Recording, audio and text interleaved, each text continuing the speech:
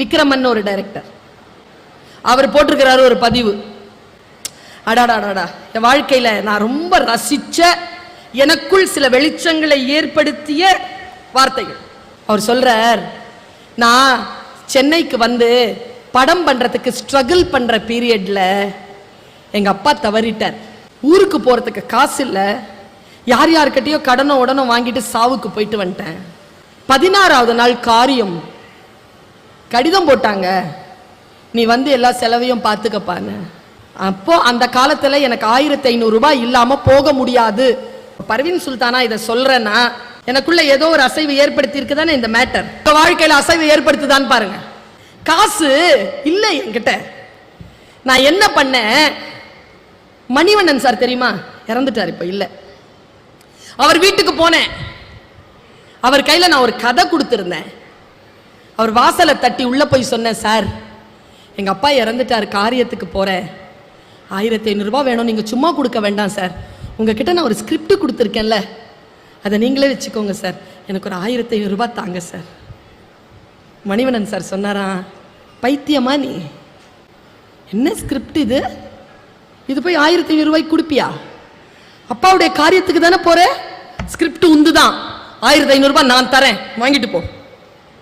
வாங்கிட்டு அவர் போறார். போயிட்டு மணிவண்ணன் சாரை வச்சு 6-7 படம் பண்ணிட்டார். அப்புறமா பல காலம் ஆச்சு. பல காலத்துக்கு அப்புறமா மணிவண்ணன் சாரை சந்திக்கிறாரு விக்ரமன் சார். சந்திக்கும் போது சொன்னாராம், சார் ஒரு விஷயம் மறந்தே போறேன் சார். என்னப்பா? உங்களுக்கு ஒரு 1500 ரூபாய் நான் கடன் சார், அதை கொடுக்கவே இல்லை சார். மணிவண்ணன் சார் சொன்ன பதிலை, என் தோழமைகளே, என் தமிழ் உறவுகளை, வீட்டிற்கு செல்லுகின்ற பொழுது மனதிலே சுமந்து செல்லுங்கள். மணிவண்ணன் சார் சொன்னார், ஒரு குழந்தை, ஒரு பையன் தன் அப்பா காரியத்துக்கு போகிறதுக்காக 1500 ரூபாய் தேடி அலைஞ்சிக்கிட்டு இருந்தான், இங்கிட்டும் அங்கட்டும். அதை இந்த பிரபஞ்சம் பார்த்துட்டு இருந்துச்சு.